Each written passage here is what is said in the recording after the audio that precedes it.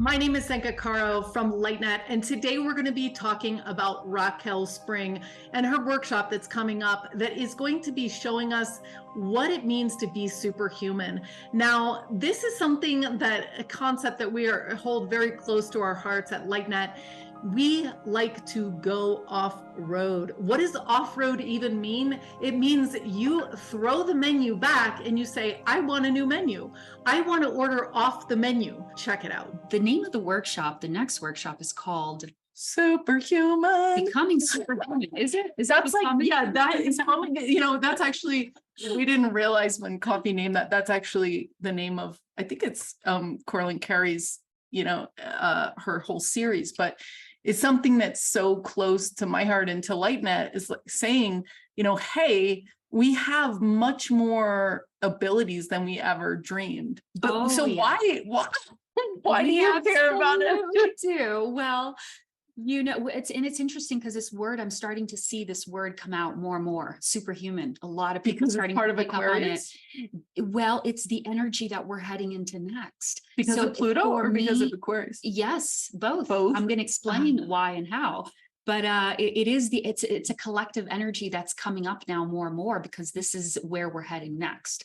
So I love to see this as an astrologer. I'm just like, yep, cool. It was time. We've been waiting for you. And people are starting to pick up on that energy more and more. So yeah, I'm happy to explain what that means. But just to let you know, on the next workshop is where we're going to dive deeper into what becoming superhuman means. Cool. There, I'm also going to answer questions about people's personal charts. I'm also happy to answer questions here about the things that we discuss here. But in the other one, we're going to get a little more personal. And I'm happy to answer questions based on your chart as well. Cool. So that's exciting. We had like chart mania during Contact 250 because everyone's looking at their star lineage chart. And you can actually, when you're born, we were looking with Altair, like, okay, what star nations were present. So it really blew everyone's mind. And it was super interesting.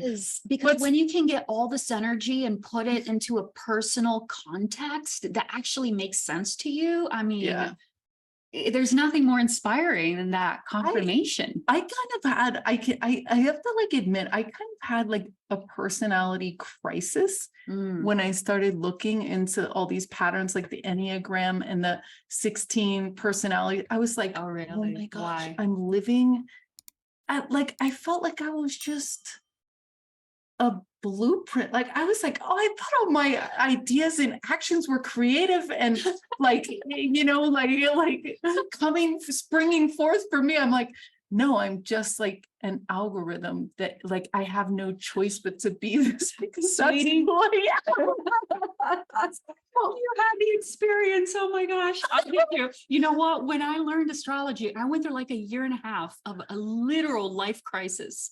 Literal. I was so angry. I was so upset. I'm like, okay, someone has some explaining to do. Like, what? Where's my free will? Exactly. I literally went through a year and a half of a life crisis. I was like, how am I even supposed to speak about astrology if it was such a heartbreak and a sense of anger of it's really someone has everything already mapped out for me.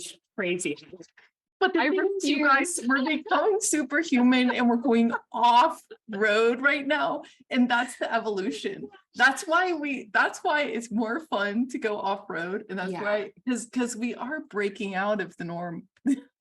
That is Aquarius. That is the energy of Aquarius, but even the aspect of questioning, who am I? Do I have free will? It's all part of the process.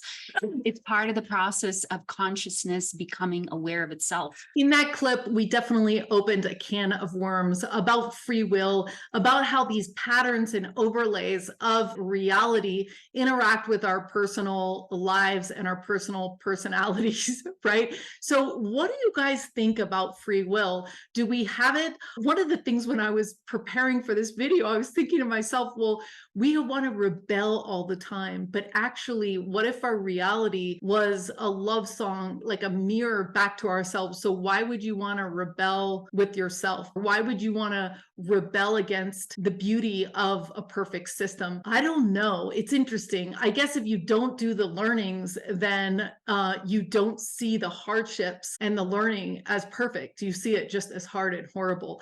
Well, anyway, we're going to be learning how to order things off menu, go off the road, really break out of what we think our paths might include to what are all the other pathways that we never considered. And this is going to be so huge in a time of exponential change because we have no idea literally what the world is going to be like in 10 years based on the exponential change that is happening now. I would love to see you for our workshop on the 26th with Raquel Spring.